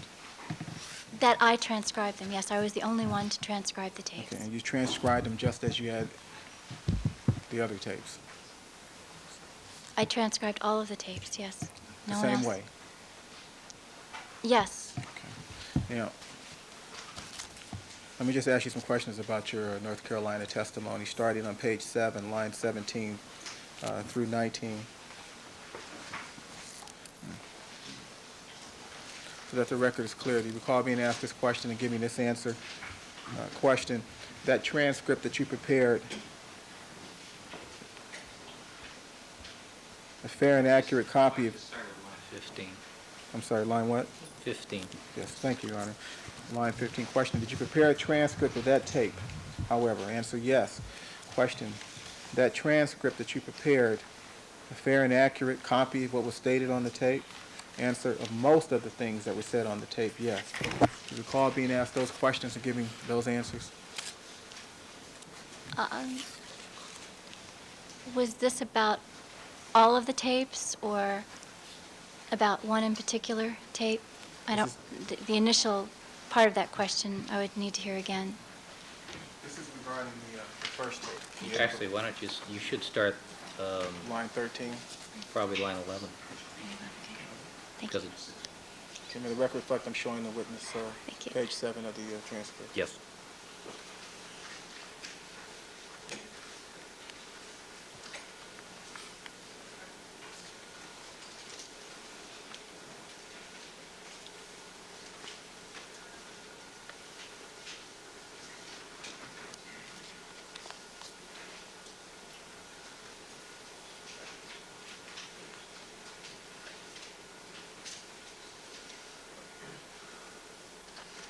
Yes, thank you. Have you read lines 11 through 19? Yes, I have. Okay, and is that accurate? Yes. That's what you testified to, Yes, is that that's what I correct? testified to. The first tape, the first transcript of the first tape contains most of the things that were said on the tape. Is that right? I would say yes.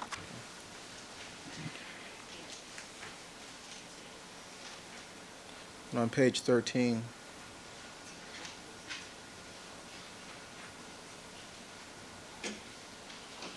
at line 4, do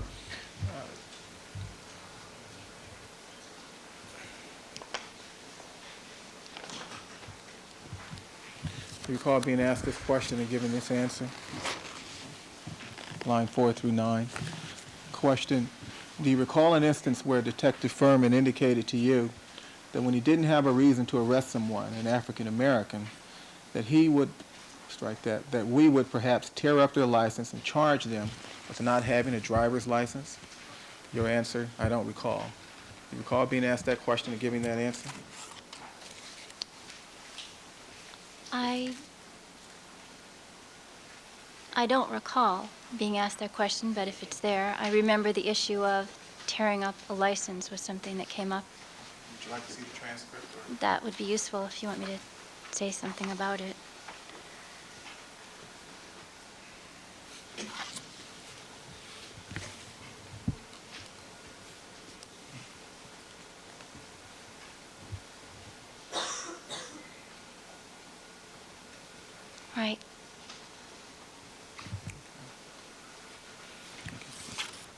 You recall being asked that question and giving that answer? I recall needing to see the transcript when I was asked anything that was on the transcript. I needed to see it before I could comment on it. Okay. Do you recall being asked that question and giving that answer? Now I do, yes. Okay. And you could not recall what was said unless you looked at the transcript. Is that correct? I could not testify to accurately recalling unless I looked at what I had transcribed. Okay. And that stands true today. Is that correct? I need to look at the transcript so that I can testify to what I've transcribed, yes. Okay. Now going to page 16. I just confer with counsel for a moment.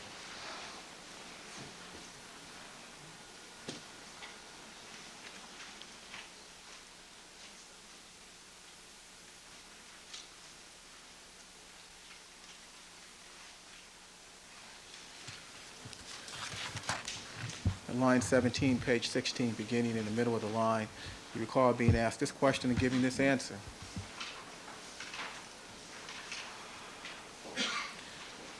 Question, did he, on other times, tell you about implicating or fabricating evidence, things of that nature? Any application charges? Your answer, only in the context of developing a story that I can remember. You recall being asked that question and giving that answer? No, I don't, but if it's there, I know that I was asked that. Would you like to look at the Thank you. transcript? Thank you. That's your page.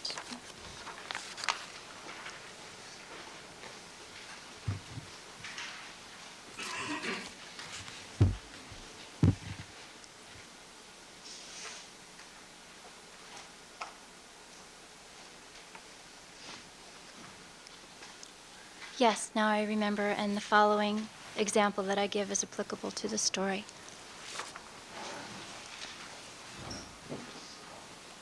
Now, you're having some trouble recalling what you testified to just a month ago, is that correct? It's very useful to see the transcript so that I can see in what context the questions were asked and how they were answered.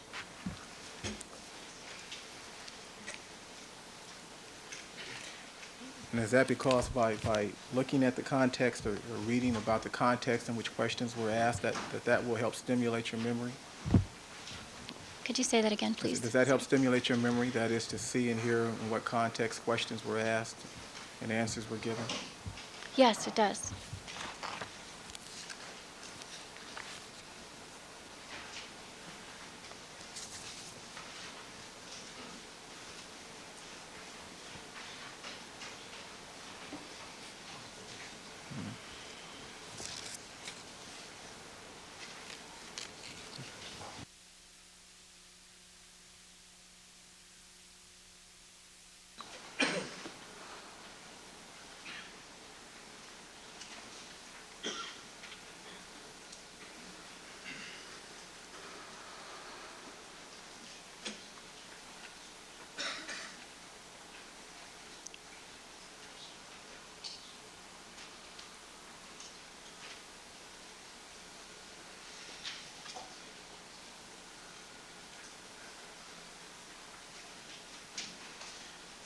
Directing Court and Counsel to page 18, line 16 through 21. Do you recall being asked this question and giving this answer? Question by Mr. Cochran.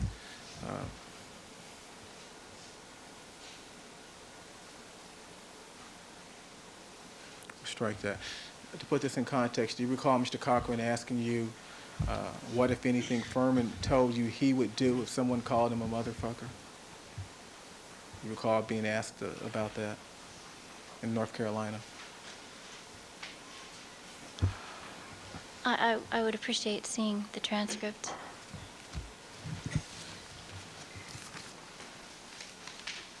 Will this help refresh your recollection? Yes, it would.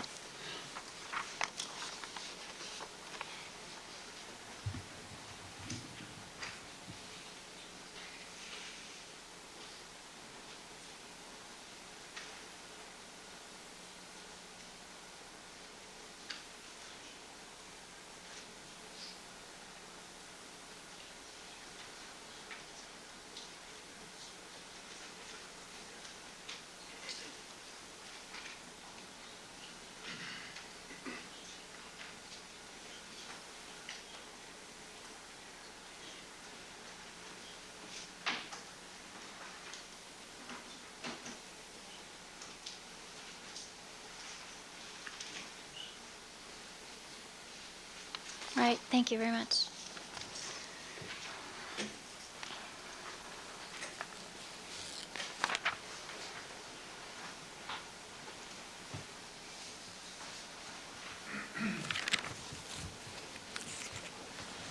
Do you recall Mr. Cochran asking you whether or not you recalled Ferman telling you that if someone called him a motherfucker, he got a traffic warning? Yes, I recall Mr. Cochran asking me that. Okay. And when Mr. Cochran asked you that, you responded at line 19, answer, I don't remember it, but if it's on the transcript, it was said. I transcribed it. No, I don't remember it. Do you recall being asked that question, giving that answer? Reading it, I would say that the transcriber transcribed my words, and although I don't remember all of them, I'm sure that's accurate.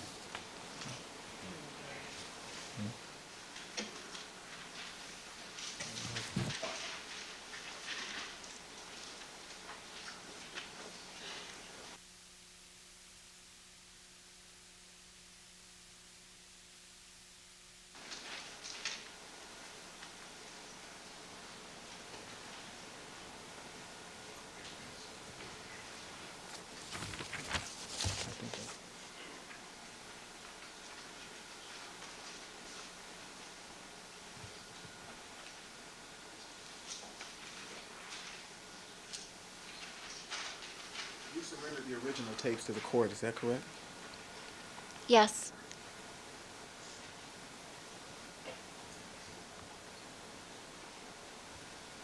Now, just a few more questions, if I may. Now, if I were to show you the transcripts you prepared, transcripts of the tapes, you couldn't tell me what was missing from those transcripts, is that correct? The transcripts of if you were to show me the transcripts of my tapes, Yes. my transcripts of the Yes. tapes, I couldn't tell you what was missing. Okay. And those transcripts weren't prepared for court, and they weren't prepared for purposes of accuracy. They were prepared to help stimulate your recall of what was said between yourself and Detective Ferman. Is that correct? Partially correct. Okay. I tried to prepare them as accurately as possible to maintain dialogue, situations, and procedural information in a sequential fashion so that I would be able to write it cinematically. That would have been critical to me. Okay. But they weren't prepared for purposes of court, correct? They were not.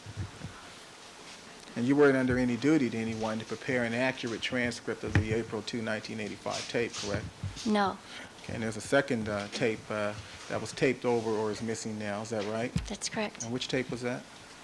Do you recall? I believe that's tape number 9. Okay. And you were under no duty to anyone to create an accurate transcript of that tape. Is that correct? That's correct. The only things that you put into those transcripts were the things that were of interest to you as a screenplay writer. Is that right? I didn't hear that last Sorry, the year. only things that you put into the transcript were those things that were of interest to you as a screenplay writer. Is that correct? That's correct. Okay. Now, with regard to the tapes in this case, does Detective Ferman have a financial interest in the tapes? Oh, So the question is again, please? Does Detective Ferman have a financial interest in the tapes? oh, To my knowledge, no, he has no interest in the tapes. And have you attempted to sell those tapes? No, I have not. Has anyone on your behalf attempted to sell those tapes? Again, please, I'm not understanding. Has anyone acting on your behalf attempted to sell those tapes? The tapes are not for sale. They have not been for sale. And how about the transcripts that you prepared of the tapes? Have you attempted to sell those? The transcripts have not been for sale. I'm sorry? The transcripts that I prepared of the tapes have not been for sale. Okay. And has anyone on your behalf, acting on your behalf, attempted to sell those transcripts? No one, to my knowledge, on my behalf, has attempted to sell those tapes. And that would include these two gentlemen here, Mr. Regwan and Mr. Schwartz. That would include Mr. Regwan and Mr. Schwartz. And so if I showed you a confidentiality agreement that related to the transcript and the tape, signed one by Mr. Schwartz and the other signed by Mr. Regwan, you would be surprised to see that. My understanding is that the tapes and the transcripts have not been for sale. So in terms of any confidentiality agreement, I don't, you'll have to show it to me.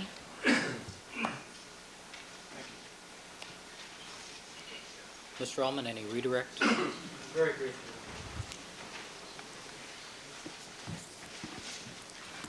Ms. McKinney, the hearing that took place in North Carolina was with respect to the enforcement of the out-of-state subpoena, is that correct? Yes, it was. And before you attended that hearing, did you have an opportunity to review the transcripts? I didn't review the transcripts. Did you listen to the tapes? No. So the questions that were asked in that hearing were presenting you with transcripts and information in the transcripts cold or without any preparation on your part. Is that correct? That's Oh. correct.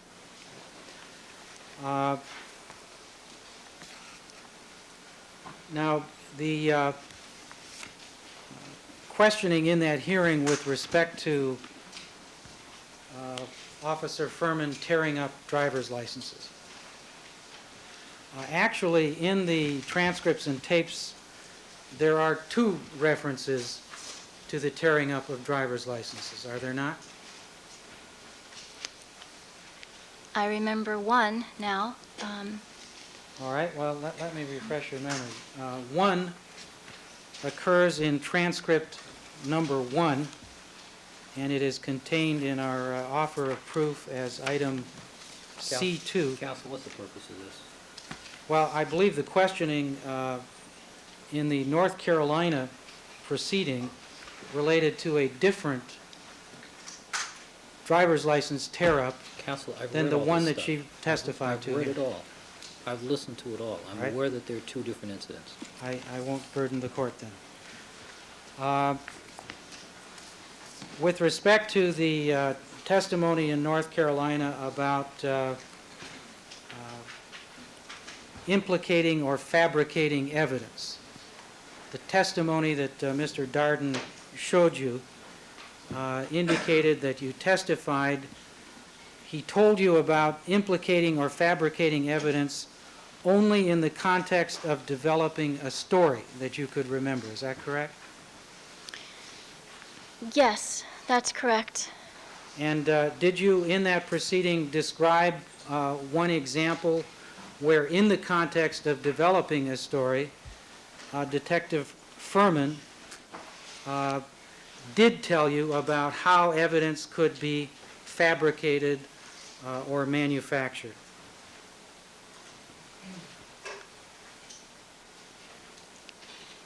Could we go over that again? I think I was thinking ahead. I was thinking of the example that I gave, and that Let me might ask not if you be gave what you this want. testimony on page 17 at line 13. I needed to know from Mark how two officers who transported the suspect would cover up that information so that they would say that they were someplace else